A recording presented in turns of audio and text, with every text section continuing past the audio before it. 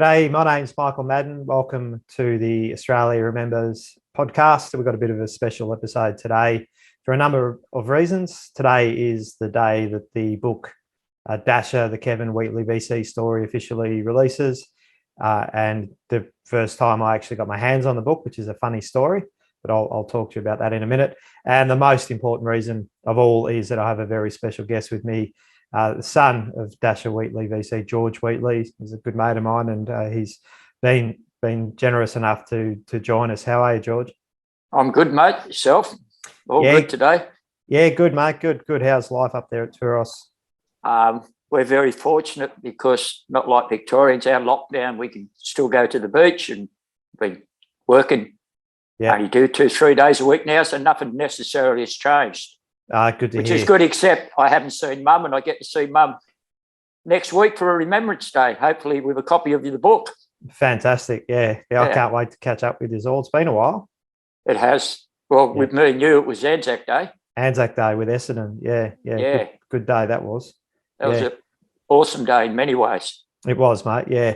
And today's a good day too. So I was just saying before that this is very unusual, I suppose, a little unusual that an author doesn't get an advance copy of their book before release, but that's the world we're living in at the moment. I didn't get one, so it's on bookshelves now, and I'd never seen it. So I actually rang Angus and Robinson's and down at Fountain Gate and explained the situation. They said they had a few on the shelf, so they put one aside for me. So I ducked down there.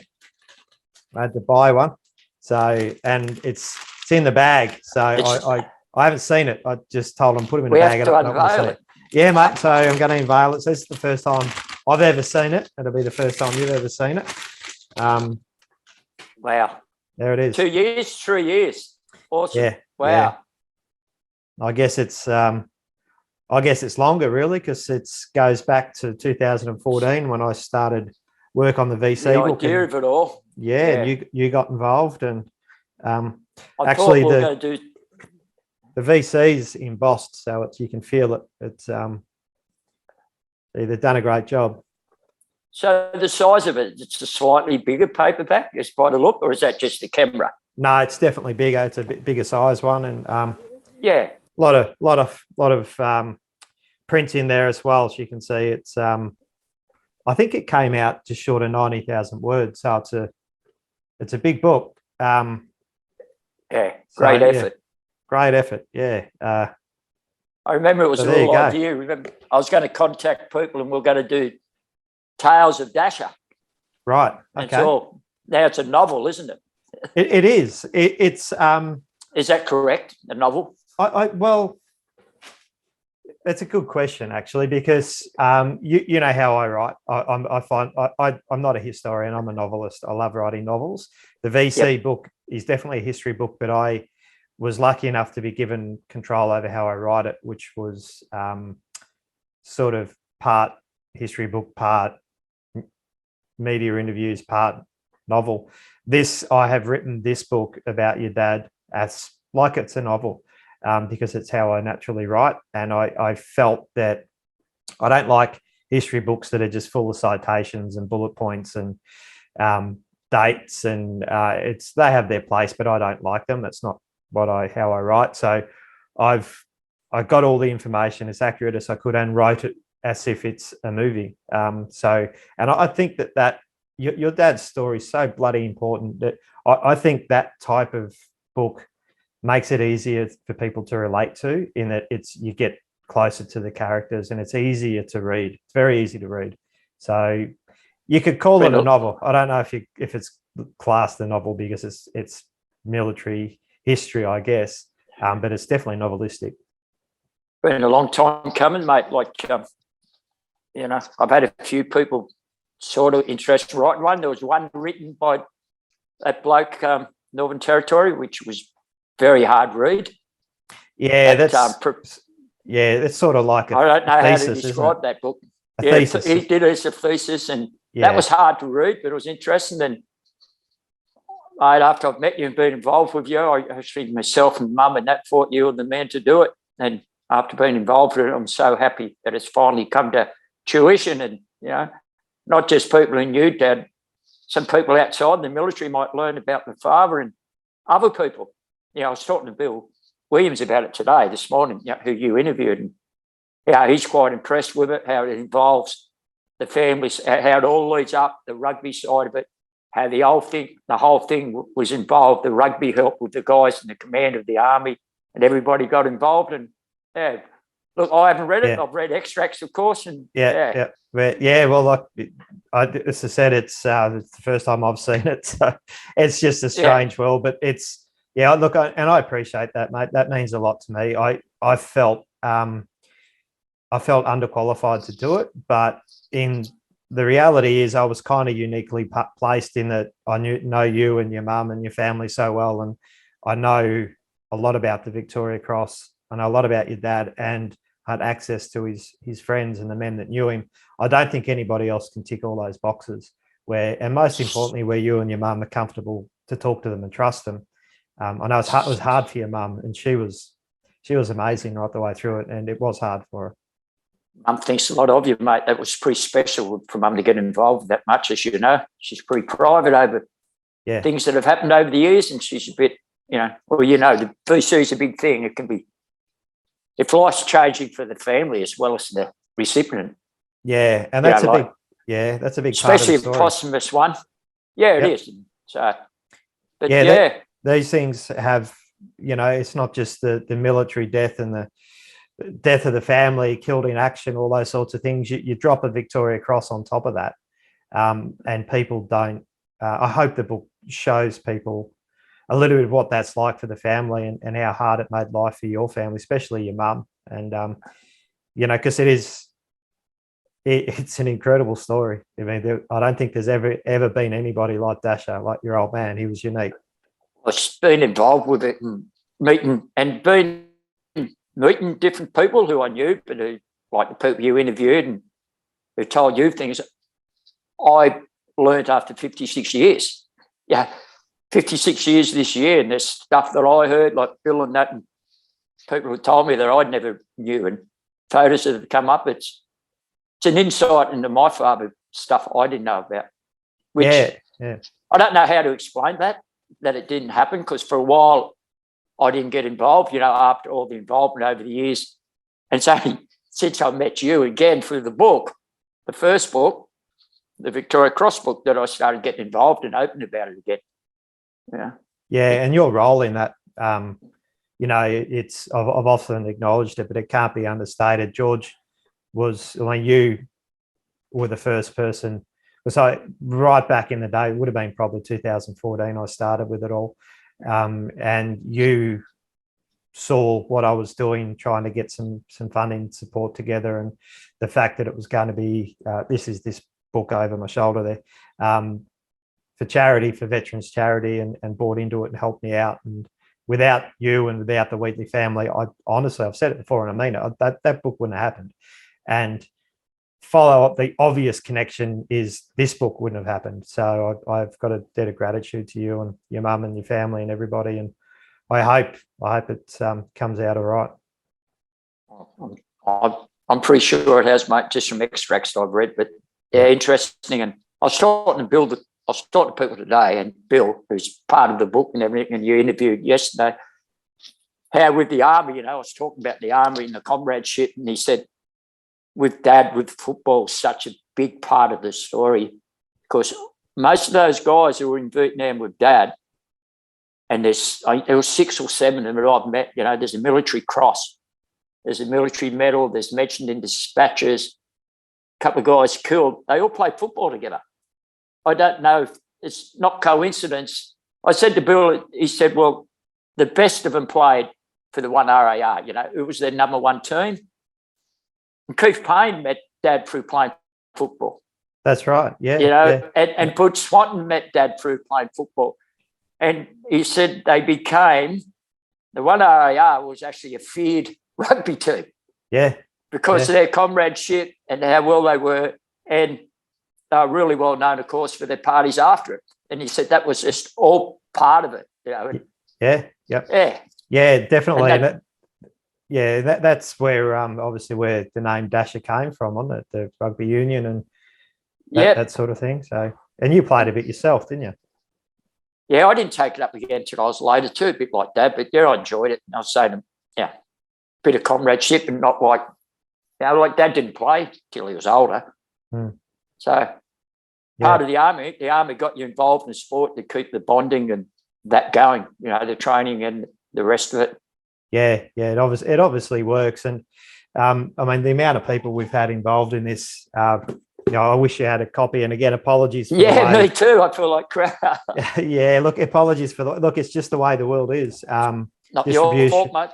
It's just the way it is. If it's been published, if it had it printed in China, we probably would have had it. And I'm glad absolutely. it wasn't. Yeah, it was printed here in Australia, and they've obviously done a good job, and it's been hard for Big Sky. There's a good picture of the old man there. Pictures upside down, sir. yeah. No, it's the good thing about obviously the danger about not seeing the book before it hits the shelves is if there's a printing problem. Being printed in Australia, Big Sky are very, very good at what they do. So it wasn't an issue. So Big Sky is the man I met at the launch of the book in Melbourne. Denny, yeah. Denny? Yeah. And I remember he said to me, he must be great. I only met him once, and he said to me, introduce yourself. And I said, this is great, this book. He said, when Michael first come to me to do this, he said, this will never bloody happen. Look what happened. Here we go again. So, yeah, we were up against it. That was a big job, the VC book. That's such a big story in itself, such an achievement, and a lot of good things. 3-4 years of your life. Yeah, and counting. I'm still doing media and talking events all around the place for that book constantly, and it still raises money for TPI Victoria, totally and permanently incapacitated veterans, which is what you and I talked about way back in the day. That was the goal. Yeah. We'd set out to do it, and we did it. And it's a lot of, it wasn't just me; it's a lot of people involved in that. And I want to talk a little bit about your dad, and obviously the books, writing the book, and what I've put you through, and your mum and your sisters.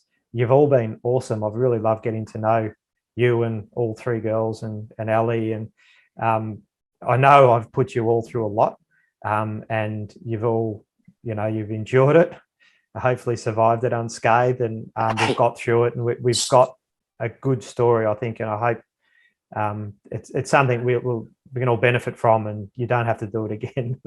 You've told the story and it's out there. So I appreciate everything the family did. All support, all of yous. Everybody was awesome, and everyone had their say, which is good.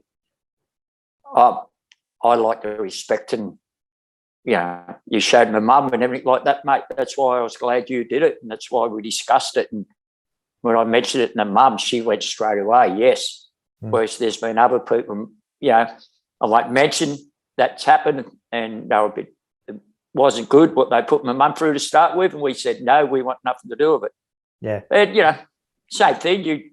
You're true to your word. You looked at it. There was a couple of things that mum wanted changed, and slightly you did that, but the rest of it has to be in the book. Yeah, and some stuff that can't be in the book. Absolutely, and look, you just there's only one story. It only happened one way. So my responsibility was to tell it as it happened. That doesn't mean you have to put everything in. It just means that whatever's in there needs to be accurate and true. And I think we did a pretty good job of that. So for people who don't know, I'm not going to run through Dasher's life story. I did. If anyone's watching this and you don't know a great deal about Dasher, we record the last podcast, episode 6 with Bill Williams. I highly recommend go and have a look at that. I'm not going to go through Dasher's sacrifice, and it's frankly too hard to talk about. And I don't want to drag through. We know. I go and look at it. But what I do want to talk to George about is the aftermath, and obviously the Victoria Cross, what it does to a family. And there was a whole battle after Dasher was killed about to bring his body home, and that was especially difficult. And there's been some good outcomes, like some good changes to law around that, and just the bigger picture. And how old were you when your dad was killed? I was 1 month off being 12. 11. Dad got killed in the 13th, which isn't that far off, is it? No, 56 years coming up. And my birthday's 5th of December, so I was nearly 12. Yeah. So you had to grow up really fast, and then I had 3 young sisters, and mum, mum had to work. So there was the money wasn't real good in those days. Like, Dad went to Vietnam basically because it was extra money. He got a promotion, and that's what the army did then. And mum with 4 kids, we just pushed. We weren't that long in our house at Campbelltown, so there was repayments and the old story, people knocking on your door on a Saturday morning, you paid off your furniture. And I'm not sure if it was knocking Kirby's, I can't remember it, but you had to pay off your furniture. So every Saturday they used to come round, and that was my job before football. Mum would give me the money, and I had to pay them their £2 or £3, whatever it was, to pay off furniture and clothes. And that was part of it. Yeah, and then it was obviously that it was a difficult time, and again, this is all in the book, for all the kids as well as Edna, because you guys were kind of put through the ringer by the anti-war protesters at school, and you had all sorts of problems. Well, I'll never forget the day. It's a vivid day. It was the 14th, and Mum had just started her first day at the job at the local RSL, and we didn't have a phone. We couldn't afford a phone at home. And I was in the backyard. I was looking after the 3 sisters, because towns are a lot smaller. We lived next door to an orchard. There was a War Commission houses. So there was only 6-8 houses in our street. We weren't in the city. Probably politically incorrect to leave an 11-year-old with looking after 3 kids nowadays, but it's what you did. No different than how I grew up. I vividly remember the padre or chaplain and the army bloke and mum was upset walking through the side gate. I was playing cricket in the backyard. It's something you'll never forget. And I thought, I just went, shit, excuse me, something's up. Dad's, because I got brought up in a sort of military family, for want of a better word, I loved watching war movies and playing combat and commandos and stuff and, toy machine guns and all that stuff. So, I mean? Like, yeah. I'm not saying it was a movie, but it was like something I'd seen before. The chaplain and here's the bad news. First World War was a telegram, wasn't it? And Second World War, there's same. And then life changed dramatically, of course, from that day onwards, and then more stories about it. And then the rumours, the story about Dad going to get a Victoria Cross, and it was all a progressive thing. And from probably the next week at school, it was cameras in your face. I started high school 3 months after. 1 month later, I started high school, or 6 weeks. So it was all a bit of a change. Yeah. Australia, I'm not sure, because it was such a. I don't think no war is popular. It's not like America. Let's go bomb. Saddam Bazaar. It wasn't a popular war, and I think Australia. When I look at it now, when I got older, I think Australia really needed a good story. It was a good story. It was a hero story, because there'd been people killed. Dad's mate got killed just before him previously. Yeah, but the story of Dad, of what Dad did, saving his mate, the Aussie comrade, that was a big story, and it was a big thing. It wasn't just 2 diggers died in Vietnam. It was, a hero straight away. Hero's death in Vietnam. It's sort of wrong, because a lot of people were killed there. People were killed before Dad, and there was a little, person so-and-so killed in Vietnam, whereas Dad was the front page. And I think because it was 4 young kids, Yeah, that's understandable though. The media went berserk, and they did. It's understandable though when you look at what happened, and I've been through all the old newspaper articles, and there's a lot. It's such an extraordinary situation and the thing that what he did, and then there's obviously your mum and the kids, which again wasn't that unusual. As you say, Dasher's mates who were killed over there, probably half of them would have had kids as well, but it was he was the character Australia needed, the hero that they needed. And this is something I did an interview this morning, and I wanted to make it clear, is that I think this book, again, today, is the book that Australia probably needs at the moment, and that's got nothing to do with me. That's your dad. It's the story we need with everything that's going on. I hope Australia can have a look at it and just slow down, take a breath, calm down, and just remember, what this country has achieved. It's the heroes like your dad and Jacka and all the others, and mateship, and what Australians can do when they go out to help each other. And I guess that's what they were looking for at the time. And it was such a unique and dramatic story. They just latched onto it. But unfortunately, the ramifications of that was that all that pressure came down on you and your mum. Yeah, well, then it started. My Auntie Barb, I think she worked at solicitor's office, I'm not quite sure. Then it was, so Dad was buried. They weren't flying bodies back home then. They'd flown some home, but they wanted £300, which is an enormous amount of money for my mother. Now, £300 in 1965, she was unemployed then, and then that all started. So then there was the publicity about that. I gave you all those clippings, and there's all these. So pensioners got involved, and there's all these people, for God's sake, why don't they fly his body back home? Consolidated Press, the Packers got involved. The Don Lane show. I went on the Don Lane show. I couldn't believe it. And, they raised the money to fly Dad home, and 4 funeral, I think it was 4, got involved and got buried at Pine Grove Memorial. So then there was another big funeral, and that was a massive funeral, because of the publicity. And I think, people in the services put in money. There was money raised in Vietnam. I don't know where it all went, to be quite honest, but once Packer got involved, and then Pine Grove Memorial Park was which is at Rooty Hill, which is a huge area in Sydney now, but at that stage it was a little area outside of Penrith, and it was a new place. So it was massive, a massive thing. So once that started, I'd be going to football training, he'd be the reporters. Or when it was announced that his body was coming home, there's a picture. I'm sitting writing an essay. They asked my opinion to write what I thought about Vietnam. All of a sudden I thought I was a writer because I wrote this 1-page thing that got published in the paper, but I was only 12. Yeah. It's a lot, isn't it, to put on? Yeah, well, my sister was 11. My other sister was 11.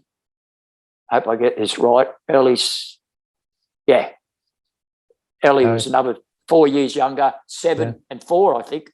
Yeah.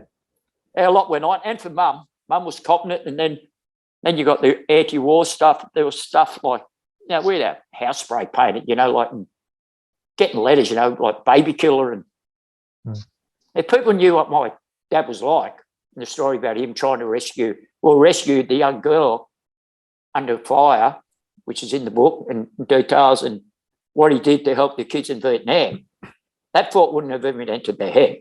No. And it was just a crazy mixed up world. People thought they were doing the right thing. And I think the only reason they picked on Dad's story because it was such a big story. Yeah. And the war in Vietnam was on TV. I used to watch it. You watch it with the news. Yeah, that's the other thing that a lot of people wouldn't realise about your dad was the connection that he had with the kids in Vietnam. Bill and I spoke a little bit about that action where he ran out and used his body to shield that little girl, the 4-year-old, from fire. With a really bad situation. It was heavy fire too, 50 caliber machine guns, the whole lot. It was deadly. And he just ran out into a maelstrom of fire and wrapped this little girl up in his body, protected her and brought her back, and was supposed to be decorated for that and never was.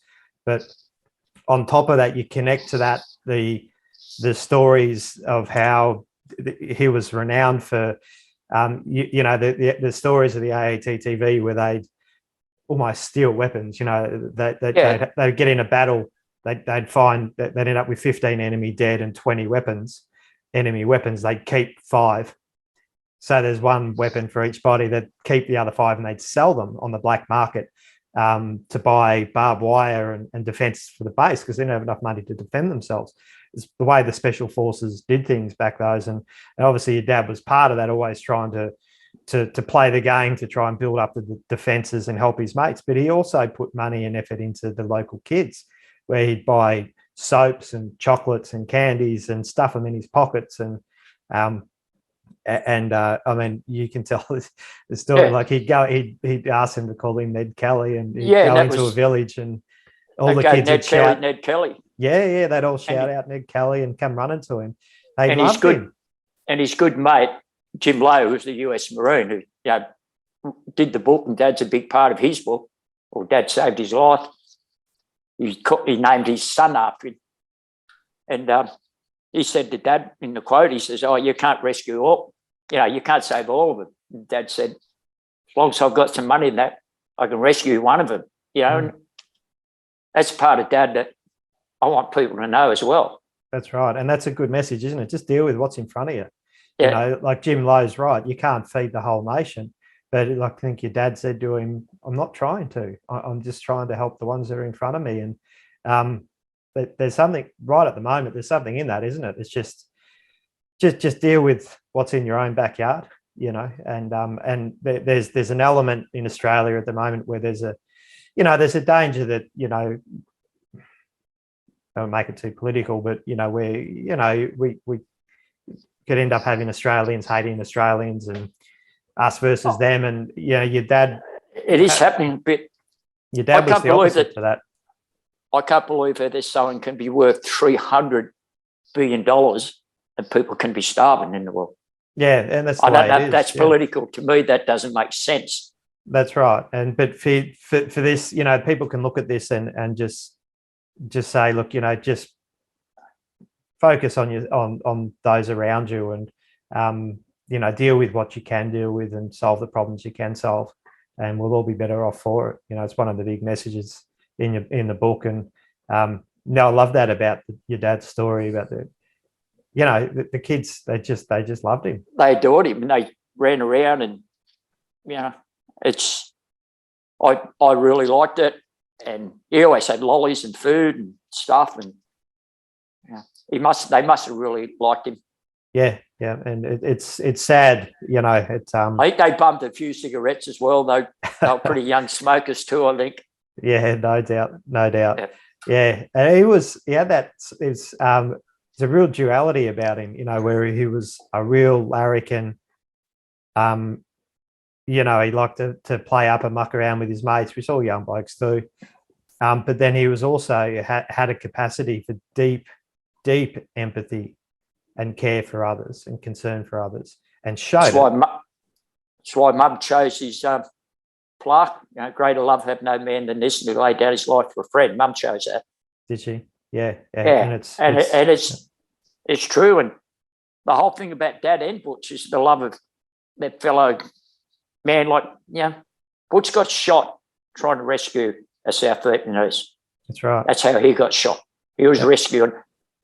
Even though they were on our side, they weren't known to be very faithful troops, so to speak. Sorry, people listen, if any of you are listening. And he got shot rescuing someone, trying to rescue someone, and Dad tried to rescue him. That's right. And that's something. It's not unlike Donaldson's story in Afghanistan. He went out and rescued that interpreter. Yeah. I've spoken to Mark about it. I said, it's not unlike, And he says to me, like most of them have said, Keith Payne, I've spoken to, and people, they go, it's your training. Your training kicks in. You hope someone would do it for me, basically. Yeah. No, that's right. And it's, you and I have spoken about this before too. This is something which isn't really talked about, and I do talk about it in the book, and that's Butch's role in all this. How he didn't get any sort of gallantry decoration that day. He was trying to do. He was under enormous fire, exposing himself repeatedly and consistently, trying to carry a wounded soldier off the battlefield in an exposed position, shielding him with his own body, trying to save his life. And he got killed doing that. He paid for that with his life. He was killed for it. Didn't get anything. No mention in dispatches. And then we know what happened. Your dad went, and your dad had to do what Butch was trying to do, and your dad's story becomes even more magnificent, if that's the right word, in the way it played out, and tragic. But Butch is overlooked a lot, and it's not fair.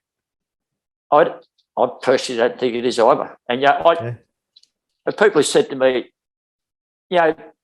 just from what I've spoken to people, the advisors, there wasn't that many Australians. They were together. Butch and Dad played football together, so they had this comradeship.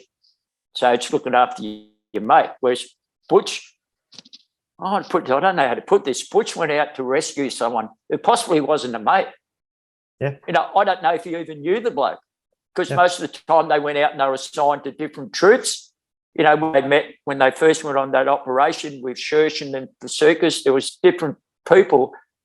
So part of that group went with Dad and Butch. The other group, platoon or whatever it was, went the other way. That's right. I don't even know if Butch even knew the guy who went to rescue, which to me is, I'm not making light of the fact. I'm not saying you should only go and rescue. No, I understand. Someone, yeah. You rescue someone or you got compassion for. But, pretty amazing. Whenever I've been to a place, and I've been with you and I've done a talk, and they ask about Dad, and your dad did this, I always mention that Butch was shot doing exactly what Dad did. And I've spoken to Mum about it over the years. I said, Mum, what if the situation was reversed? What if Dad had rescued, I might be getting political now, what if Dad had rescued a Vietnamese? What if he had rescued the interpreter and not Butch, or tried to done that? Would he have got a Victoria Cross?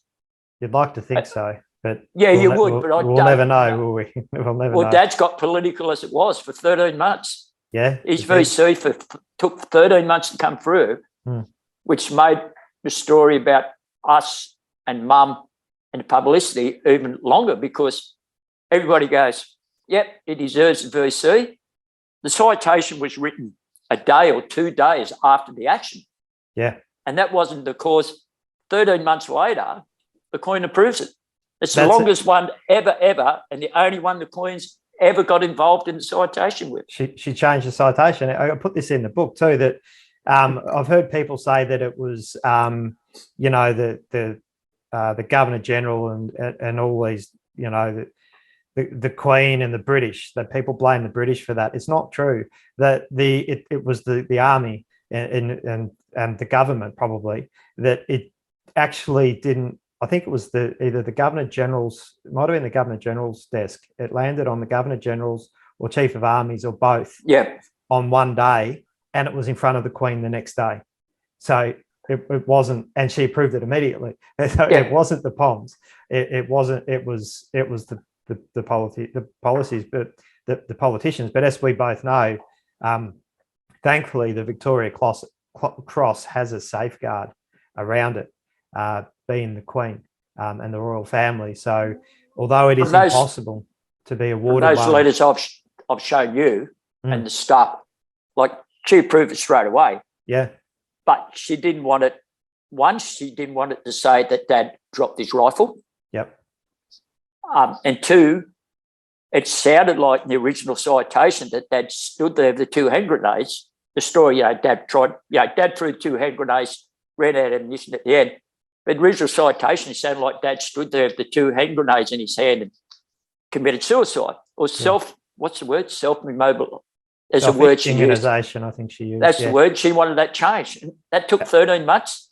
And I'll put a caveat on what I just said too, that she approved it the same day. It actually took 2 weeks because she wanted them to change, and that was her. We found that out writing. We proved it. It wasn't a secretary. It was her.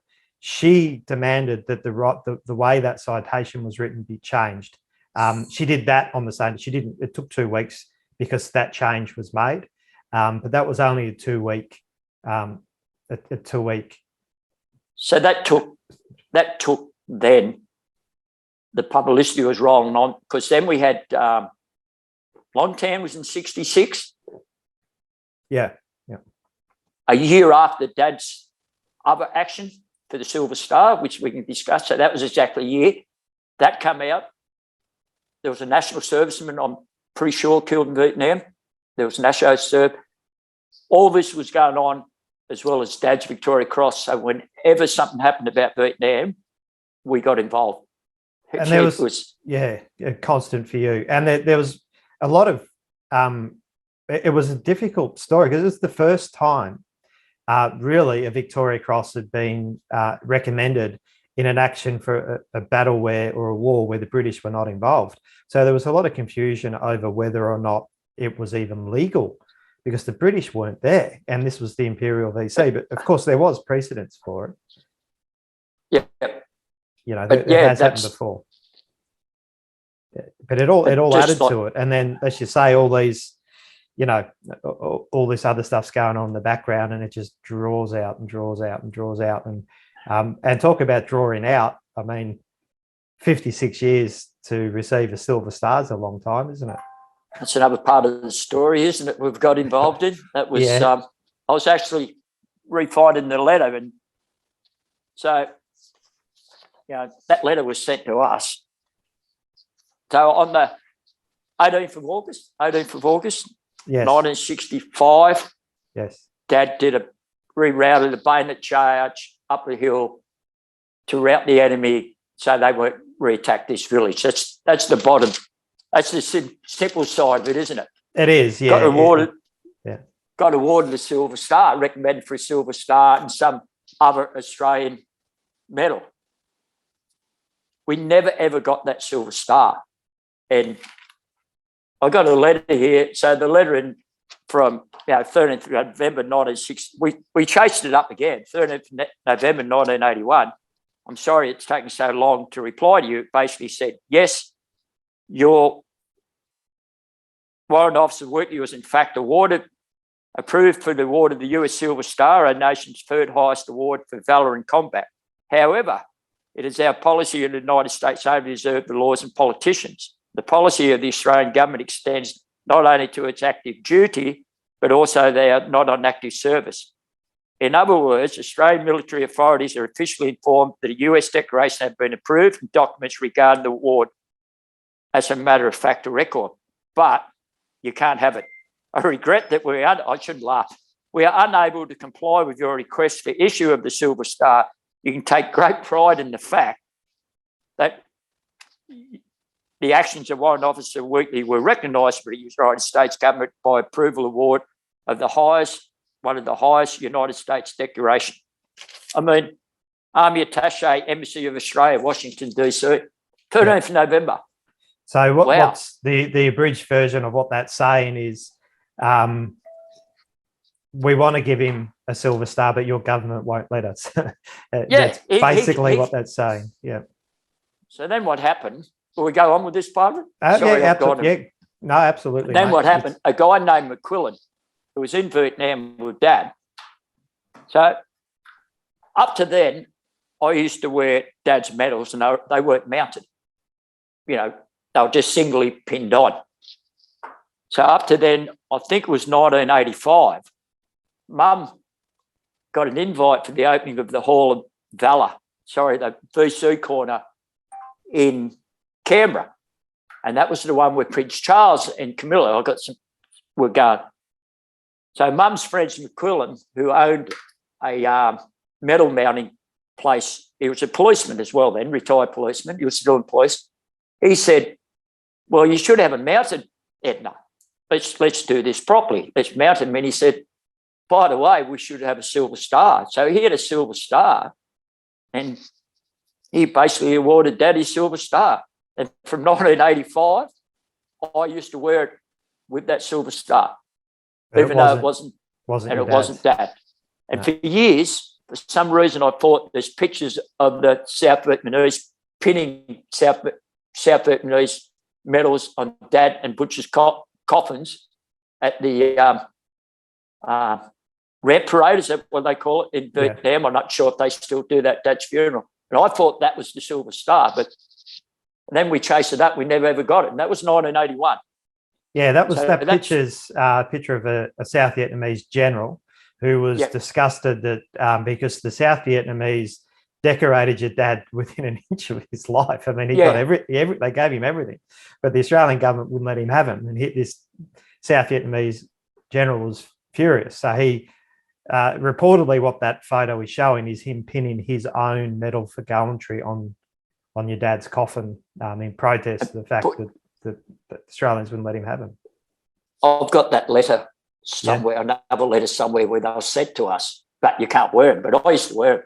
Yeah. But I thought, well, I've spoken to you, and who's going to say to someone wearing a Royal Victoria Cross, sorry, son, you can't wear those other medals? So I used to wear them from 67 or 66, the Victoria Cross onwards. I wore that plus the Vietnamese medals without the Silver Star. Then the Silver Star was mounted, and then I sort of gave up on this, buried my head, moved down the coast. Then when I met you, I showed you this letter from the United States government and Tasha and that, and we both went, well, we should chase this up again. So that was, what's that, 6 years ago? Yeah, it'd have to be. Yeah. And that has taken, you put me onto a bloke, I contacted him, and then if I had this contacts, it would have been so difficult for me as a person to do it. Then Major Tilbrook was a friend of mine down here, ex-liaison. He got involved with people. We ended up with Liz Cosson, and the Veterans Affairs Department wrote back to us and said, we have to make sure that it's not a real silver. The Silver Stars and the War Memorial. I sent him this letter, the same thing stated, you can't have a Silver Star. And then I think the War Memorial might have got a bit shocked when they looked, because I don't think they write the name on the Silver Star like Victoria Cross has got the recipient's name. No. So then I proved it, that, and they went, well, can you prove it? And I said, this is this letter. And then they go, well, we can't find the documents because there was a fire in 1975 or 74. That's right. So not only it was digital, but the fire was in the United States Archives building. Yeah, we can give you the phone numbers of military researchers. We'll go through the Washington, I think it was in Washington, the whole Army records of the whole United States. I don't know how many pieces of paper that involved or how big it is. If you want to pay something like $200 an hour for the researchers to try and find the citation. I went, what? And then we went on. At least then we actually had recognition. And they said, can you prove your dad's been recommended? I said, you've got the letter. I said, Google my dad. That's all I said. I said, turn your computer on. There's 4 Australians in the John F. Kennedy War Memorial. He's one of them. Who are in there. And Dad's Fort Bragg. And Dad's in there with a Silver Star. The Americans have put all his pictures up there with Keith Badco. And Dad's in there with the Silver Star. So the Yanks recognise it before the Australians. That's the silly thing is it's got nothing to do with the Australian government. It's not got nothing to do with them. It's between your dad and the United States. Well, now you and your mum and your sisters and the United. It's got nothing to do with the Australian government or the War Memorial or anybody. But I was out reaching them for help getting it. Yeah. And then you got involved. Chris got involved. Gordon helped. Glenn Hines. Yep. Is it Glenn?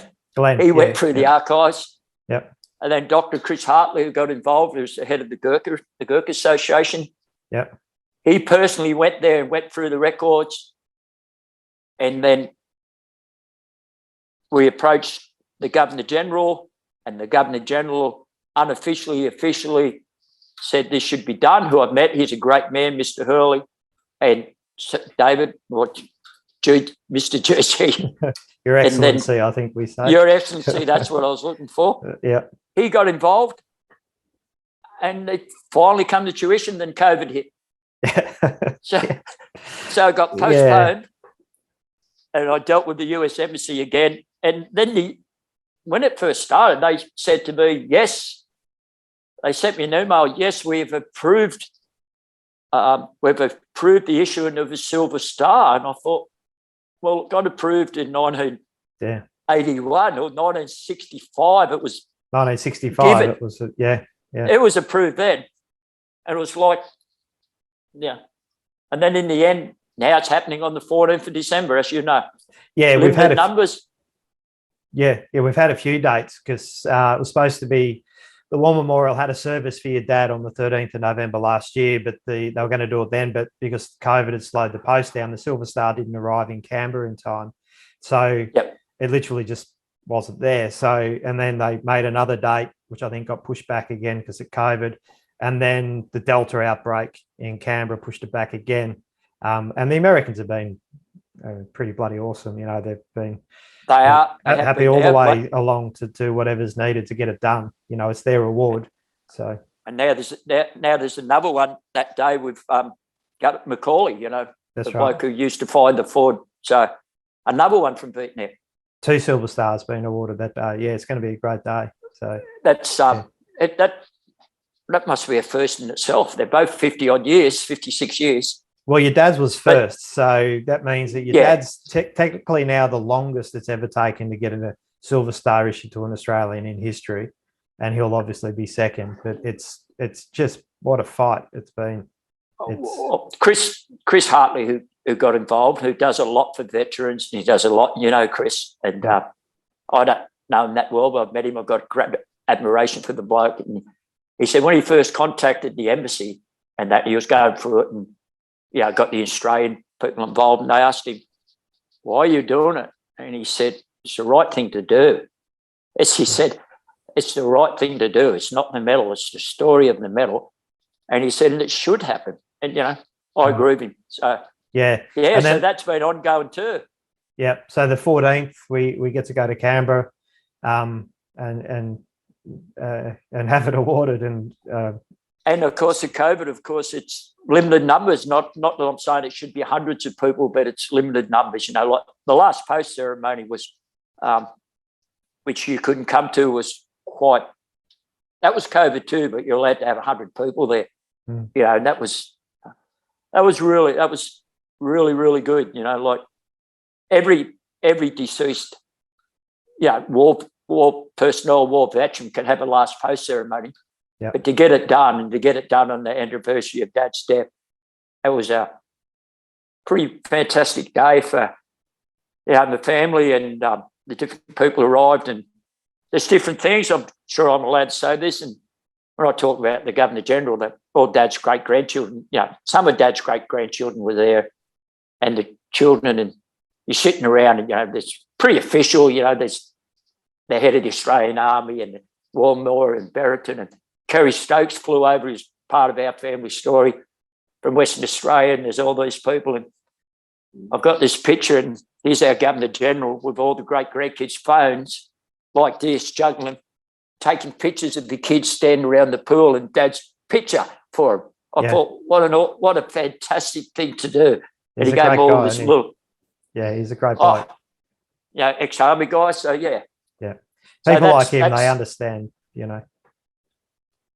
That's the final part of that story, or one of it, until these other awards that Dad got recommended for might be the next chapter, because I think I should pursue that too. The family should pursue it.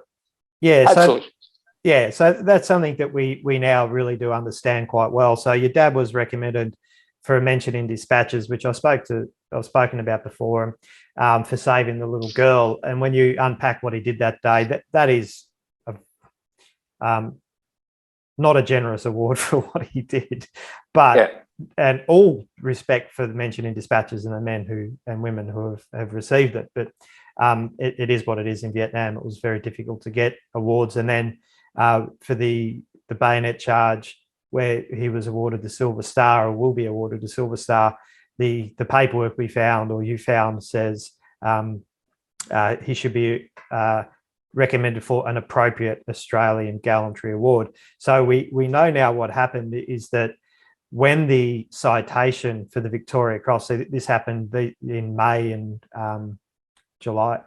August, and then your dad's Victoria Cross action and his death was in November. They hadn't acted on those 2 Gallantry Awards, which wasn't unusual. They tended to be a little slow with these things. But when the Victoria Cross happened, the original citation had both of those actions in it. So they had put in the bayonet charge, they had put in the saving of the little girl. So they dismissed those two awards and decided they're part of the VC now. Chief of Army, then we got paperwork, looked at that and said, take them out. What he did on the 13th of November warrants a VC on its own. Those other two actions are superfluous to the VC. We don't need them. They're their own things. Take them out. So they were removed from the citation and forgotten about because they thought that they no longer had to deal with them because they'd been rolled into the VC citation.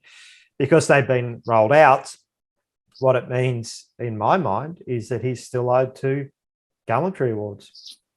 Well, when we started getting involved in this book review, and I was the actual evidence from the A&E came from when I asked for Dad's military records for the last post ceremony, because you go through to get the last post ceremony done.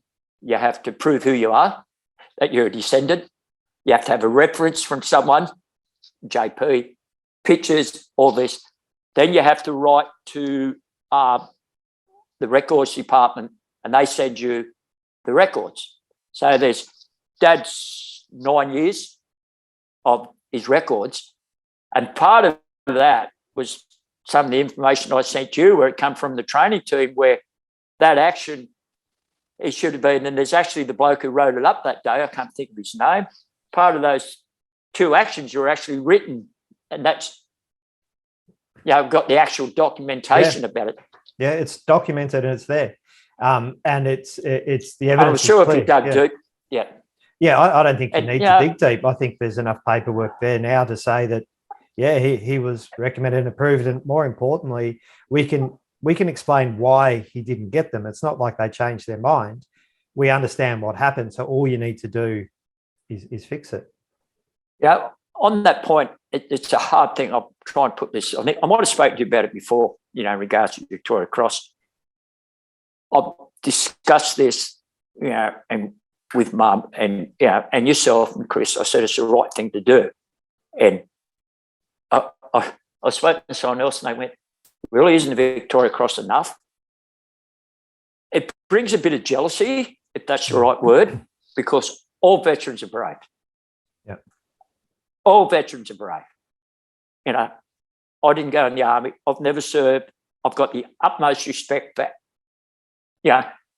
ambulance drivers, any personnel, police. I've got the utmost respect for people and the army people who are served and under fire.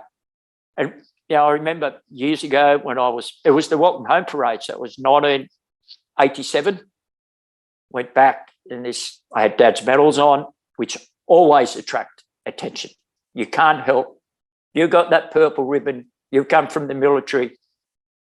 Well, there's only 101 in Australia.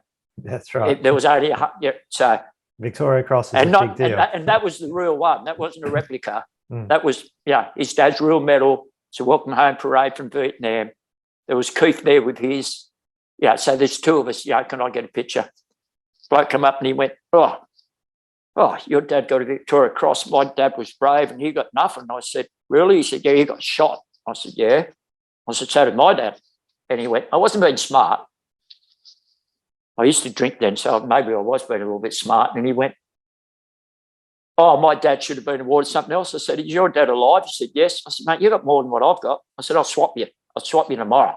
Yeah. A couple of times that's happened to me. And the other thing is people, I was talking to other people, talking about Bill, over the time the truth distorts. Like I've had a lot of people say, I was with your dad and I've got to put this the right way. In 1966, and Dad was killed in 1965. So it distorts it. Like Bill, I've spoken to Bill and other people, they've all said you've met people. It was no surprise. I've got to put this the right way. It's your dad's It was no surprise that Dad got a Victoria Cross. Yeah. They just said they all thought when they heard about it, they all just went, well, if someone was going to do something like that and not leave your mate, Dad would do that. It's in his nature. People are the other actions he did and what he fought for his men and his troops, and it was the old cliche, I think, of Dad. And I won't ask you to do anything that I wouldn't do myself. Yeah, and that comes back to the people who taught him in Malaya and New Guinea. that's right. And it's like, and I get your point and get what people will say is that he got a Victoria Cross, and why worry about these other things? Well, it's not just your dad. There's a lot of people that are in that same boat who should have been given gallantry decorations and weren't. And it has been rightfully fixed. That's something this country is doing. And it matters. And it probably wouldn't have mattered to your dad. I doubt he would have cared. But yeah. And again, I put this in the book. I try to explain that gallantry awards, like you're alluding to, it doesn't give you your dad back. No, Victoria Cross is no replacement for your dad or your husband. That's not, and it doesn't necessarily make your life easier. It's probably going to make it harder, but that's not what they're for. That's not what they're supposed to do. It is a recognition of something important, and it's to show, it's to give other people something to aspire to, and it's that you don't get anything else. You can go to war and all sorts of horrible things can happen to you. These medals here, you don't get anything else. No. And it's not up to politicians and policymakers to decide who should and who shouldn't get decorated. If a gallantry award has been earned, then it's been earned. That's the end of the conversation. So right now, there is somewhere in Vietnam probably a family of people who exist because of your dad. So you think of that 4-year-old girl in 1965. Yep. You do the maths. She's now 60. If she survived the war, which there's no reason to think she wouldn't, she obviously survived that day only because of Dasher. If she's a 60-year-old woman living in a village, she's probably got great grandkids. There's 20, 30 people now. And I guarantee she remembers that day, and her mum, and they all would have talked about her whole life. So wouldn't it be wonderful to find them? So somewhere these actions matter, and they have real consequences, like what Butch did. Massive consequences. It needs to be acknowledged. What your dad did for that little girl, what the Americans are trying to do, recognizing your dad for stopping what would have been a devastating counterattack. It would have been. He stopped it. They understand that, and they are recognizing it. What he got the Victoria Cross for is something entirely different, which has got nothing to do with those things. So people will say that, you're right. And it's easy for me to say this because I'm not the one that they're going to say it to. They're going to say it to you, but they're wrong. Well, it's from the moment, not even when Dad got Victoria Cross, from the moment Dad got killed and all publicity, he was no longer just my father. I've said it before. He was part of Australian history, Australian legend, which is a word we throw around, but it's true. And that whole scenario thing about, my dad just changed, and with Victoria Cross. So it's part of the story. It's part of the legend. It's not just because it is because he's my father, but because it's Australian history. That's it right. Should be. And those other two actions are part of his story. You look at other wonderful men like Harry Murray, Joe Maxwell, Albert Jacka, that sure they all got the Victoria Cross, but that's not all they did. And in some cases, another gallantry award that they received recommends another important event, another day, and something else they did. And of course, they all had families, and there were other things as well. But and again, what you said speaks to the power of the Victoria Cross, which is something I try really hard to convey in this book. Is what a big deal the Victoria Cross is, and the impact it has, not just on the people who receive it, but the families, the community, the whole community gets changed. And I mean, that's something you can talk about and with more experience than most people alive. It changed. Even now, when we started on this book, chatting to a couple of people, and I've read a couple of things and couple of extracts to them. People I've known for 20 years and that they've Googled that, or 30 years down here, and they've gone, oh, wow. They've gone, oh, I didn't realise what it actually meant. Like they're not anti-war or anything, their grandfathers and that were in, the First World War, and there's not many people in Australia who haven't been touched by a war. Yeah. You know, with our history being such a small country, but it's dramatically changed my life, of course, and my sister's life. And for a while, there's that many different functions and stuff you get invited to, and of course the recognition of it, and did that, and not last Anzac Day because I went down to Essendon. So that thing at Essendon, that blew me away this year, and the recognition down there and for the Essendon, is that correct? That's right, the Essendon Football Club, yeah. That was just... So we've gone into the Melbourne Cricket Ground, which I've never been to before after that thing, and we walked through. You were there. We walked through up the top, and I walked through, and that guy sitting behind us, the young guy, the big bullfed who looked like, sorry for what, he was a big man, and he went, wow, that's a Victoria Cross. He turned around to everybody. There's 100 people, and he's gone, pointing at us, look at this. Yeah, mate, and he had that other ex-vet with him and started a chat, and I had that replica, which there's only one in the world of, that's number, and passed it to him, and all of a sudden all those people are coming down wanting a photo of it. And those people had no idea.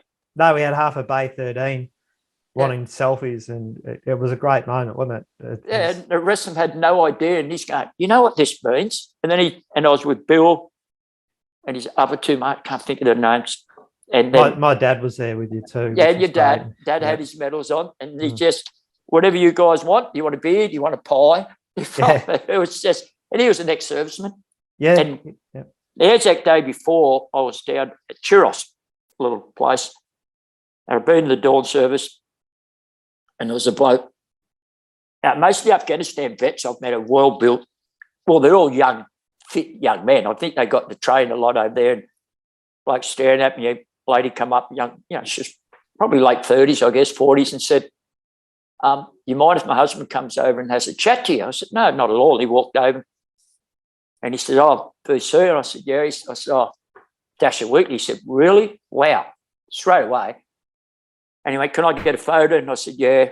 Took a photo, started chatting. He said, oh, yeah, I did 2 tours in Afghanistan and that. And I said, oh, yeah, mate, wow, utmost respect for him, walked away. And I said, oh, are you coming to March? He said, no, I don't get out. And he walked off. His wife came over and said, oh, thanks very much for that. That's the first time I've heard him mention to someone he didn't know that he'd been to Afghanistan. There you go. Yeah. If I hadn't to have that medal on, he wouldn't have come over and chatted, and he got a picture taken. And it matters. It's a big deal to people, and your dad's one of those characters. I often say that there's certain characters. I mean, I, like you, never served. I'm not ex-military, but through my work, I do deal with a lot of people who are, and there seems to be a unique few blokes, so one in each major conflict maybe, that is an enormous figure within the military. So in World War I, you look at the AIF, and Albert Jacka was everybody in the army, and everybody in the world knew who he was. But certainly everyone in the army, in the Australian army knew who Albert Jacka was, and adored him. In World War II, it was probably Diver Derrick, probably. He was a pin-up boy. He was killed, unfortunately, but he was very, very well known and well respected. Everyone knew who he was. And in Vietnam, it was your dad. Everyone knew who he was. And the Victoria Cross came after that. It wasn't the Victoria Cross. All the VC did was made the rest of Australia know who he was as well. Everybody in the military already knew him, and that's what the VC does, and that's the power of it. And it's not all bad. There's bad parts to it, but it can be very good. And it's something that the Poms take seriously. And your mum, I don't know if you want to talk about it, but there's a really nice story about your mum and the Queen Mother that I love. Oh, yeah. Mum went to the George Victoria Cross reunion. They have it every 4 years, and one of my sisters was living over there. And not very often you get actually to meet the Queen if you're not a recipient. So I could go there, and they have a meeting. COVID changed that too. I was actually going. And you can get a meeting with the Prince Charles. I'm not putting Prince Charles down by any means, but the recipients get to meet the Queen. whereas the families have a barbecue outside. You know, there's another barbecue you go to, family reunion. Somehow mum's there and she's with my sister and the grandson, and she's there and they've gone waiting here and they took her in here, and the Queen Mother comes in. So this is 10, 12 years ago. She's been dead, and Queen Mother said, "Oh, there's no one here, how are you?" And chatted and sat down, and it's all laid out for tea. So Mum and that were in there early. They're all out there to have tea, and the Queen Mother and my nephew's feeding the corgis, the dogs, bickies off the plate. And she said, "Oh, there's no one to pour the tea." Mum all her life was being hospitality, and she went, "Oh, that's okay." So she gets up and pours the Queen Mother and herself and my sister a cup of tea. And then, and I've spoken this to a few people, and they said they've never heard of that happening before. You're not supposed to do that. You're not supposed to do that. You're supposed to wait. You know, the Queen Mother's going, "Oh, I'll get the staff." And then the staff come in, and they she said, wouldn't "Oh," have cared though.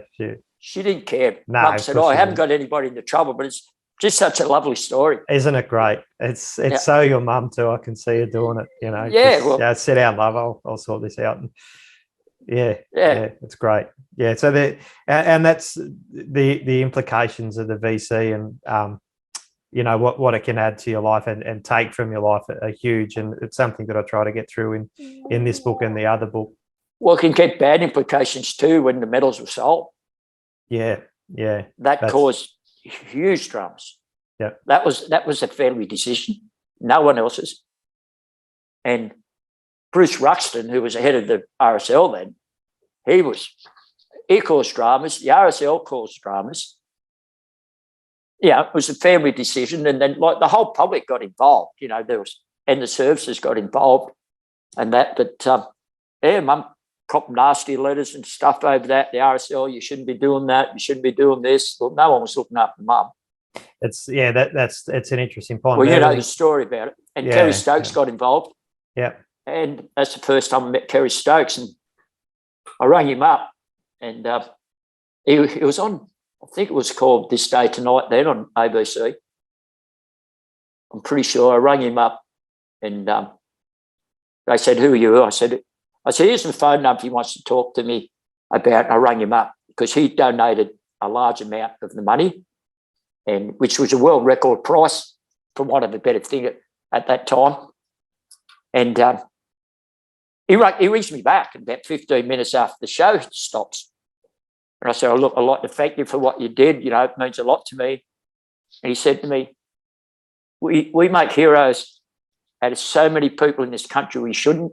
Politicians, sports stars. So your dad was a hero. I'd love to have a schooner with your dad. I would love to have a beer with him. He said, "But real hero in this story is your mother." Yeah. And his story, he was adopted, and that. So and that was a nice side of it, you know. But there was nasty letters about that, and the government had stepped in and changed that too, because they could have went overseas. They changed the policy about artifacts and national, you know, stuff classified as national heritage, if that's the word, not allowed to go overseas. Yeah. But that went on and on too, mate. That was photos. And we go back to the media then. I had people ringing me up. I had a phone call go, "George, where's your mum?" Mum was away at the time. And I said, I want to contact your mother. I'm a friend of the family. I said, "Oh, yeah." I said, "No, it's a family matter." And he went, "Oh, but if you want to," I said, "She's not even in the state, you know, And he went, "Oh, but if we find out where she is, I'm not sure what station it was. I won't mention the name, a TV station." And he said, "We can fly you over there. We can interview your mum." So I said, "You basically just rung me up so you could get an interview with my mother." Yeah. They're red hot, aren't they? Pretend and be a friend of Dad's. Yeah. It's there's some downsides to the VC. There's no doubt about it. And I live in a little, I'm not quite grizzled or anything. I live in a small town, which was a lot smaller then. And then for a week, 2 weeks, I had the media again hounding us, you know, the phone ringing constantly. And I can understand it, but there's only so many sides to a story, isn't there? Yeah, and it's not complaining. It's I mean, for everybody else looking in, it's a story, but for you got to live it. it's different when you hear it and than it is to when you actually are living this and you have to deal with it. You're already dealing with the death of your dad or your husband or whoever, and then you've got this sometimes positive but often negative and very stressful attention that is unrelenting.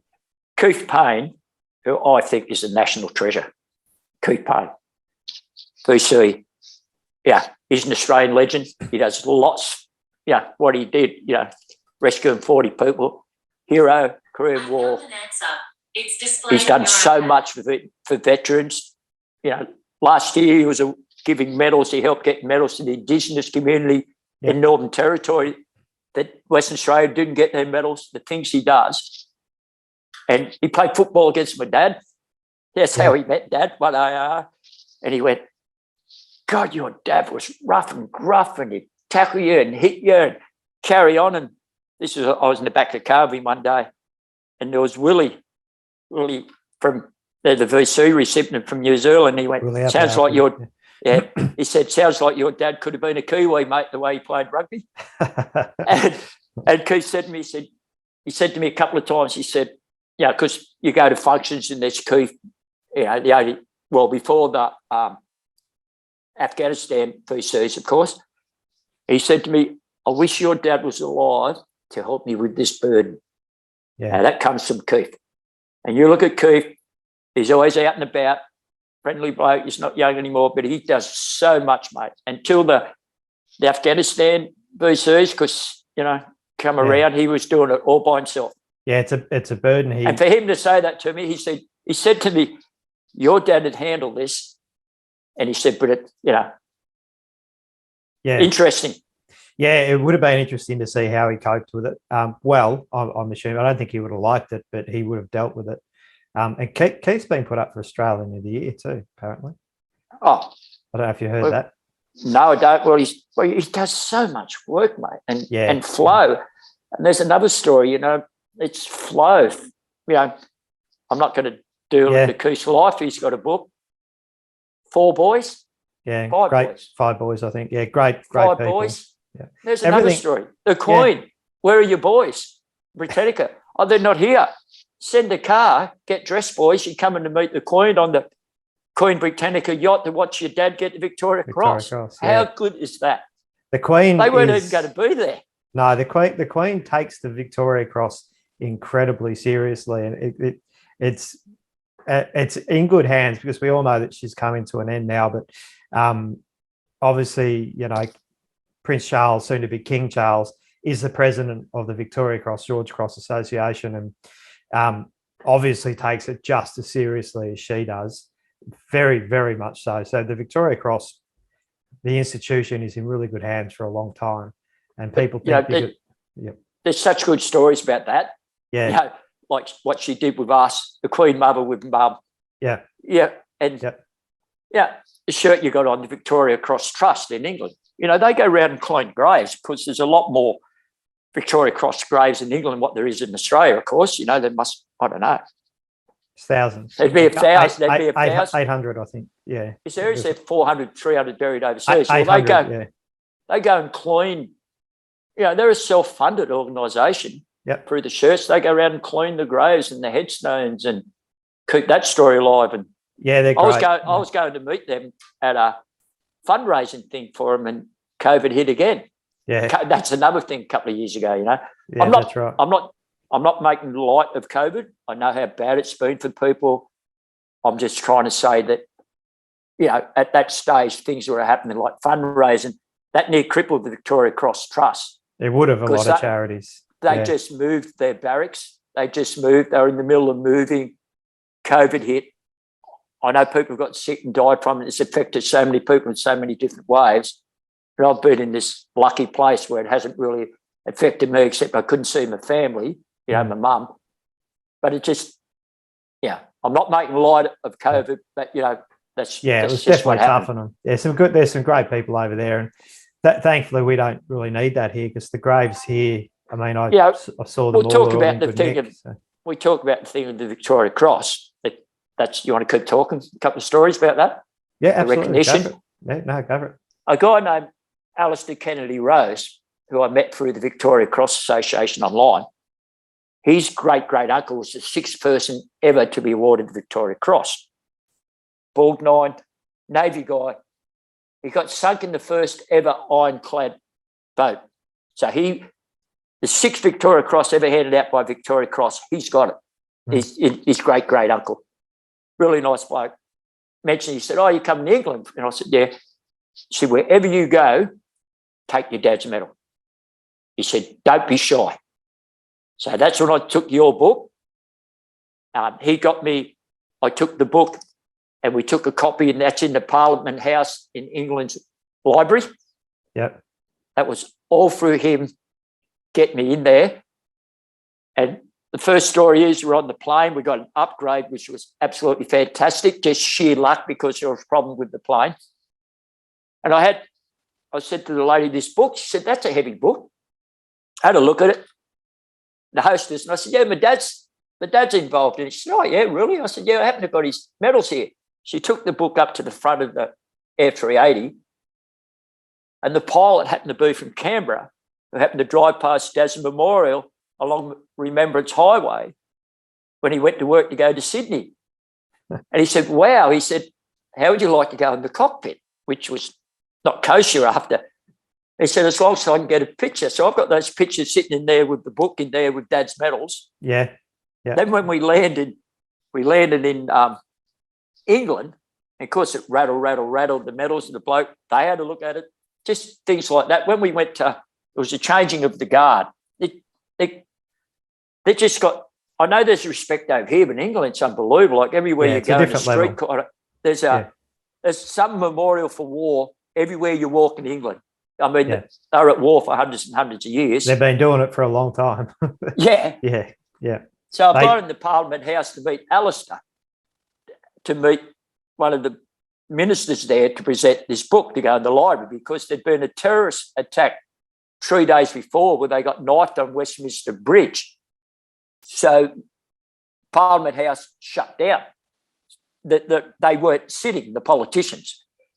So I'm going through again. I've got the medals, and the bloke's there, and you get an X-ray to go in Parliament House, and the bloke went, "Oh, wow." And I explained to him. The next minute, he shut down our line, and they took it in turns, or the customs at the security, you get the pictures taken of the medals as we went into Parliament House. They take it very seriously over there. Oh, I had a photo taken with the guy on at the front of the changing of the guards with the big, I don't know the word, the black hat. I don't know the proper word. Yeah. I stood there with him with the medals and that, and I turned around and he actually winked at me, which is, you're not supposed to acknowledge anything. Just little things like that, it means a lot to me. And it's every time I wear Dad's medals, I go back to being this little boy. It's really weird. I go back to when I was 12 or 13 and go through this. It's really weird. It certainly takes me back. Takes you back. Yeah. That's the power of the Victoria Cross. It's a very unique thing. Unique thing. Yeah. And I think we've discussed this. I think it really changed with Howard when Howard started pushing Gallipoli. When we were in a bit of trouble. I'm not sure it was after. Couldn't have been Hobart, the massacre, the gun thing. They really started pushing Gallipoli and the Victoria Cross, and they started getting another recognition about our, sacrifices people have made, and that it all changed again. Yeah, it's different. I mean, here in Melbourne, it's funnily enough, we're talking about Essendon and that Anzac Day game between Essendon and Collingwood, where I was guest speaker and you came along. Yeah. That in Melbourne has played an enormous role. Enormous. It's when I was a kid, Anzac Day was not what it is now. And that is Kevin Sheedy in particular. I mean, I'm a Carlton supporter, so it hurts me to say it. Yeah. They have been phenomenal. And Essendon continue to help TPI and me to this day. I'm back there in a couple of weeks doing something at the Crown, I think, and they bought 100 copies of your dad's book to give out to the Essendonian members. One of them, I probably shouldn't have said that because I think it's supposed to be a surprise, but it's just, it's the way it's worked down here, and I think it's credit where it's due. I enjoyed meeting him, and I Yeah. really enjoyed spending time with Dad's mates in that table. It was and then there was another thing. After you did the talk, people went, wow, again, and come to the table, and they all wanted photos taken. And, until people actually, your talk was great and they heard about it, and then people who aren't involved in the military heard it, once they hear about the esteem of it, they change their whole, Right. It's not like getting an Academy Award or, No. there's been more Olympic medals awarded than Victoria Crosses in Australia. Yeah, there's only been 101. And Yeah. this is the thing, and I allude to this in the book too, that this is the only thing on earth that compares to it's the American Medal of Honor. And what these awards are capable of doing is, like you said, all veterans are brave. Everybody, not just veterans, all service people, police, we respect them all. So this book here, I mean, this is not glorifying war. This is not saying that anybody with Victoria Cross is more worthy of remembrance than anybody else. The way I see it, the Victoria Cross is such an incredible story, and when the story behind the award itself, and when you explain how it came about to people, it is fascinating, and especially kids. It is the highest award for valor on earth. It is the highest award for anything. It doesn't matter if you get you get a VC, you get the post-nominals VC after your name. You can get a PhD, Nobel Prize. You can be knighted. Nothing comes. It's always first. It's the highest award in the world.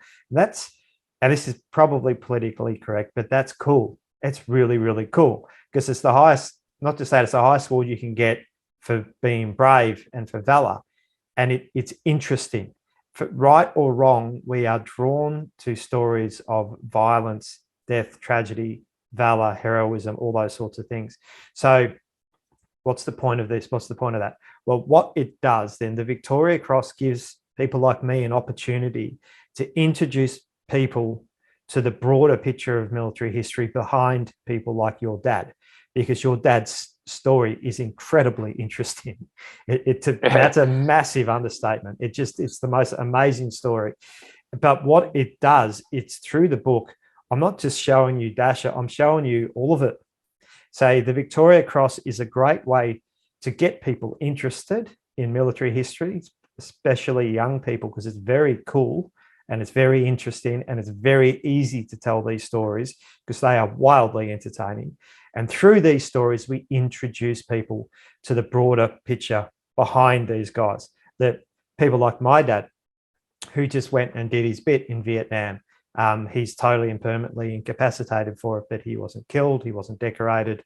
And all those people, it gives us an opportunity to educate people and introduce people to all of it. And Anzac Day does that too. And that's why it's so important that the work that Essendon and Collingwood have done, and that's where the Victoria Cross is so powerful and so useful. And that's why I try to explain to people. This is why part of the reasons that I wanted to do this is because it's not just telling Dasher's story.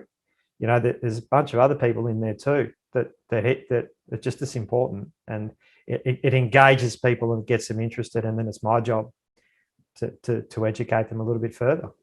And like you say, it's like Keith. Get back to Keith. With the VC, Keith has raised so much awareness and done so much work for veterans, and that's using, even though I'm sure he would have done it without VC, the VC certainly opens doors for him, or influence people. You have a function, the corporate people get involved. People want to go there, they meet Keith, he's a good talker, he does things, and he helps. He doesn't do it for himself. No, he uses the Victoria Cross to help other veterans. He just blatantly just uses it, as he should. They all do. Yeah. But Keith so much and Flo's done so much. It's incredible. Johnson Bahari is a good example of that in the UK. He uses the Victoria Cross like a weapon, and good on him. He does it respectfully and with dignity. He doesn't throw it in people's faces. What I mean, there's another interest. Yeah, you know what I mean by it. In that he uses it. It gives him a platform to speak for other veterans who don't have a platform, and he uses it to get a lot of good stuff done. There's another there's a lot of, he's an interesting story, isn't he? Yeah. Oh, Just yeah. things over the years, I remember with Dad's first year. I remember a show at Campbelltown. Sir Roden Cutler was there. And I was 12, 13, brash young man, of course. Young kid, or I thought I was an adult. And he's walking through the crowd, and, Campbelltown show was a pretty big thing, Campbelltown. I went, my dad's going to get one of them soon. And I'll never forget. He went, really? And he stood over and he said, who are you? And I said, told him, because it'd be big publicity, if you know what I mean. He stopped and chatted, but if I hadn't yelled out, if you know what I mean, it was just one of those things that I'll never forget it. So Roden Cutler was a Victoria Cross recipient, for those who don't know, and Governor General, and he would have known who your dad was. He would have. Well, 2 years later, they started the football game, Combined Services playing Combined Sydney, which was quite a big deal. That was a big game. And as a picture me as a ball boy, I would have been 13 and a half, because I was 13 when Dad's medal come through in March 66. Yeah, March 66, I was 13. And I was ball boy at this game. There's a picture with me and the two captains, plus Sir Roden Cutler. Yeah, and I'm there. And I wonder if I said I told you so, but I didn't. I'm sure I did. And I'm sure. But that was a game that was played every year. Yeah, that was a lot of respect, and it was almost like a Australian selection trial for the football.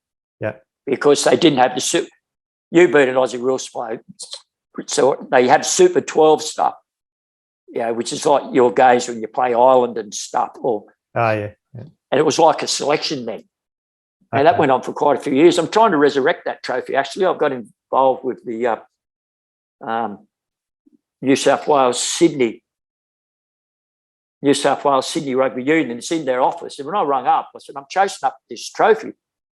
And he went, oh, yeah, we'll try and find it. They had it downstairs in the basement because it hadn't been played for a couple of years. I said, that's part of Australian history in football and military. Get it off. So, they're going to play it again. So. Oh, that's great. Yeah. And look, mate, you've been really generous with your time. I don't want to pin you up much longer, but I've got to ask, and thank you. It's been great. Raving on. No, it's all good. This is what we do. And I put in the book that you wore the brunt of my phone calls, constantly ringing and harassing you for pictures and dates while I was writing the book, and I'd ring you for a couple of things and we'd end up talking for 2 hours. But I just wanted to get you to talk a little bit before we go about the day that you received your dad's Victoria Cross. Wow. And what an event that was for the whole family, for your sisters, and for, your dad's sister was there, and what a lovely lady she is too. Auntie Flo, oh, she's awesome. She was so good. Yeah. The tragedy in itself, Auntie Flo, losing her younger brother. Two brothers. Dad's younger brother. And, we flew down to Canberra. You've got to realise I'm not crying poor, but we were poor. We always had food. I remember I got addicted to rice cream when Dad died, because rice cream used to be in army rations. People would know what rice cream is. Rice cream is the cream with rice. Did you get it for your dad's rations, or you bought it? No, Dad wasn't. I remember it on the farm. Dad was well out of the army by then. But, well, this is Vietnam rations. So after the war, so they used to drop us off rations and stuff. And, it was quite good food. Don't get us wrong. And sorry, where was I heading? The VC ceremony. Yeah, you're heading. And so we're getting back. Mum, we had new shoes. I had a suit, a tie. I used to kick. I was one of those kids, mate, who had, my dad's nickname was Patches, because Dad would get holes in his stuff. Mum would patch him. And, Mum always made sure we were fed and dressed. Mum did without. I remember the first time we ever got a new pair of football boots. This is Mum working 2 jobs. We've all, not crying poor, mate, but that's the way it was. Your mum is the second hero in this book. Make no mistake about it. She is a hero. She just is. So she put all this on credit. My sister, the new hat, you're supposed to fill of stockings, new shoes. We're all kitted out. We get flown down in the photos, and we come off the plane, and first thing, microphone in the face. That's the first thing. That's the first picture. Anyway, we get picked up. There was a good friend of Dad named Colonel Russell McNamara who actually recommended Dad for the Victoria Cross. Dad, he was involved. And he became a good part of the family, good friend of the family. He was a friend of Dad's. Yeah. When you read about Dad, people, it sounded like you didn't have any respect for high rank, but he did in the right people, and they respected him. You know, he had respect, I think, for leadership, not pips. That's the word. Yeah. So we get off there. We get into. There's actually a 15-minute black and white video you can get from the Australian War Memorial. They take us from there to the Victoria Cross Gallery before they've got the new one in the War Memorial. And we go outside to look at Dewey the bomber. It wasn't inside then, it was a lot smaller. And I'll never forget it because the sprinklers come on. Like the bloke, on the timer, the gardener wasn't told, oh, we've got special guests here. And that come on, that caused a bit of problems. We had lunch at Parliament House. It's a little bit of a blur, but I remember there was a few other awards. I can't remember what the other awards were at the Investor Share. I was 13 and I'm trembling. And I remember I was standing around the corner and I'm going, oh, God, I wish you were here, Dad. You know what I mean? Yeah, handle it. And Russell McNamara come around. He come around, he said, mate, be proud, you know, stand tall, think of your dad. You're here representing your dad. And you get called out and you march around and there's all these dignitaries, and it's the old Parliament House, which the view's out at Lake Burley Griffin. I'm thinking, don't look out at the lake. And I walked up and here's Lord Casey. What a magnificent Australian. I'd met him briefly before. This is going to be the man. Top coils, top hat, that many medals on 40 fall over. And spoke he was a Governor General then. Yeah. Spoke very, very proper. Yeah, I mean, like. He was a Gallipoli I wasn't veteran a country himself. bumpkin, but just very well-spoken man. Yeah. And he presented me the medal like that. And he went, you must be extremely proud of your dad's bravery. You know, you'll remember this. You know, stand proud, so tall. And I tears my eyes and I turned around and he put his hand on my shoulder. Massive man. Well, I was only little, but I'm sure he was well over 6 foot. He was a tall man, yeah. Like Sir Odin Cutler. Yeah, big man. And then I walked over and I handed it to Mum, my mum and my sisters. Sorry, there was Grandma there, Mum's mum. Sorry about that, Auntie Flo, because Grandma had separated then. Dad's death, you know, destroyed Grandma as much as it did everybody else's. You know, she'd lost 2 sons and a husband, basically. And then we walked out, and then there was photos taken out on the steps, and I'm with the Governor General again. And, yeah, it was just it went on, and we flew back that afternoon. It went on for 4 or 5 hours, but it's like it was only 1 minute or 2 minutes, the whole. A big blow, yeah. It's like people say to me, and I've mentioned to you, what do you remember of your dad? Now, I remember Dad coming home, playing cricket, playing football, playing golf. Dad used to belt golf balls over the fence into the orchard. I used to chase them. Now, I was, you know, when Dad went away to Papua New Guinea, I didn't know where he was going. I knew they went away for the army, and he worked 2 jobs. Dad worked at a piggery as well as the army. So on his day off, it was a big thing for us to have a day off with Dad, because Dad was working 2 jobs to support the family. That's before Mum worked, when she had to work. So it was just, you know, it's just a different time, mate. And if someone had said to me when I was 10 or 11 before Dad went to Vietnam, yeah, some angel or what come down to me and said, your dad's going to get killed in 3 months or a year, I would have spent more time. I would. Yeah. I was a teenager. I was playing football, playing cricket, doing all that stuff. Life just doesn't work that way, does it? No, I knew how big the Victoria Cross was, but that part, because of publicity and there was a lot of bad things going on, it was a bit of a blur thing. Like Mum got after Victoria Cross, Mum got a feather sent to her with, red paint on it. Yeah. Yeah. But yeah, there's a certain there's times in your life you've had events you wish you'd spent more time taking it in. Yeah, of course. And look, you're so young at that age. How could you possibly understand or have any idea? I mean, life just doesn't work that way, and it's an important message probably to end on. That family's precious, isn't it? It is, and let's face it. That's why your dad was there in the first place. He wasn't in Vietnam because he thought he had to defend his country. He was there because he was trying to look after his family. And he died because he was trying to look after his friend. That's all it is. It's like when we went to Malaysia. Dad came home and said to Mum, "You want to go to Malaysia?" First time we'd ever been on a plane. Yeah. Mum went. There's another part of the story. Mum was persecuted over there because she was an 18-year-old girl with 2 kids. You've seen the photos. Has another child over there, not persecuted, wasn't accepted by the rest of them. Yeah. Yeah. Yeah, 18, 19 years of age. Else. Yeah, the sergeant's mess, you can't come to the sergeant's mess. And, Mum was only, what was Mum when Dad died? 26.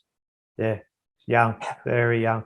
And so this all kept going. A lot of people think of your dad as, an older soldier because of his experience and the aura about him, but he was only 28 when he was killed. Yeah. Just very young. Yeah. All right, mate. Look, I don't want to take up too much more of your time. Mate, good chat. I hope it all went well. I still get emotional to this day, mate. It's 56 years. I still get. Yeah, why wouldn't you? And it's everything you've been through, and your mum and your sisters, and everything that you've done to help me with this book. It's a credit to all of you.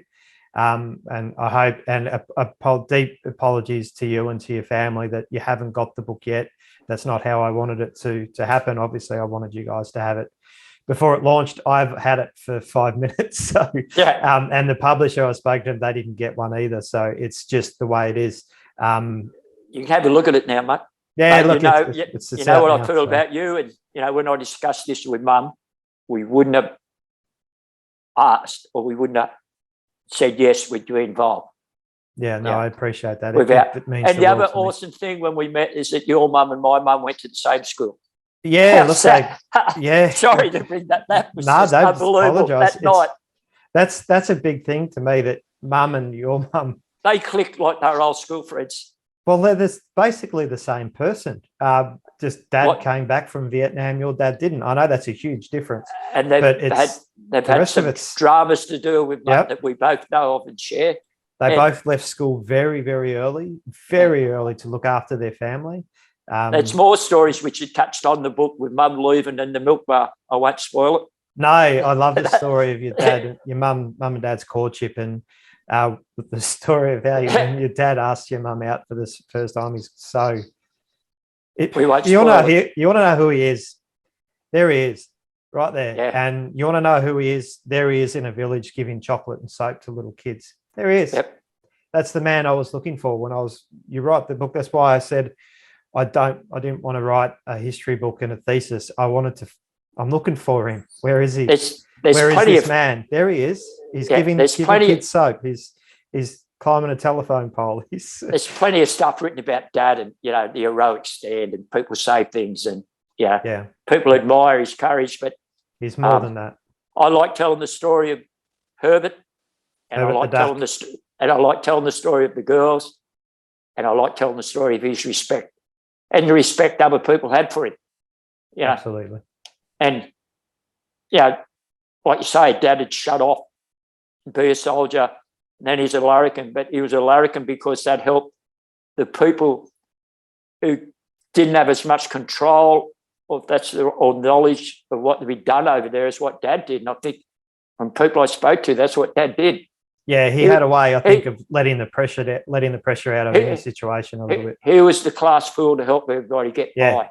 Yep, he could defuse things. And, for want of a better word, he wasn't a fool. He was a class clown sometimes. I take your meaning, and that's important too. And that's something Bill spoke about. The men and I hope people read your book and see that, mate, with some of the stories we touched on, and and say that well. Yeah, and also a big thank you to Jim Lowe's family and his son Dasher, who I reached out to and asked permission. I mean, it's your dad's story, it's not Jim Lowe's, but Jim had revealed so much in his book, A Jarhead's Journey, that no one knows about your dad, because one of the biggest challenges of writing this book was filling the gap, that void from when he deployed to Vietnam to when he moved down to the A team down in the south, down at Trebong, where he was then with a lot more Australians. But that 4 or 5 month period, he was mostly just with the Americans. And Jim's book filled that in and provided some unbelievable stories about what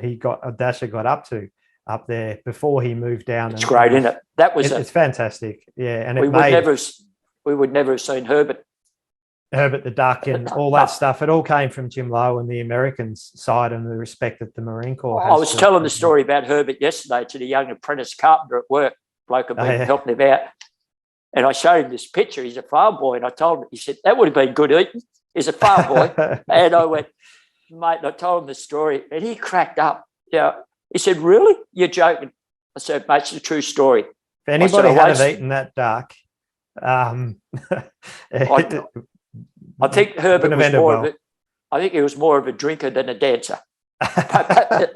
Hey, look, we won't give it away. Some great stories in there. That's why I'm not, mate. No, but again, acknowledgement to the Lowe family and to Dasher, who's named after your dad, and Jim, who I did touch with very briefly before he died, unfortunately, but I didn't get to interview him properly. Mate, but I know you and Phyllis in particular got to know him, which is good. I'm so glad to have met you and get involved in Victorian 2PI, what they've done, and not little things, that set of medals at Mum. I mean, it's all part of the family story. It could be another book. Yeah, don't say that. No. All right, George. All right, mate. No, thank you for your time and thank you for everything. I appreciate it, mate. And we'll talk again very soon. All right. Take care. You too. Bye-bye.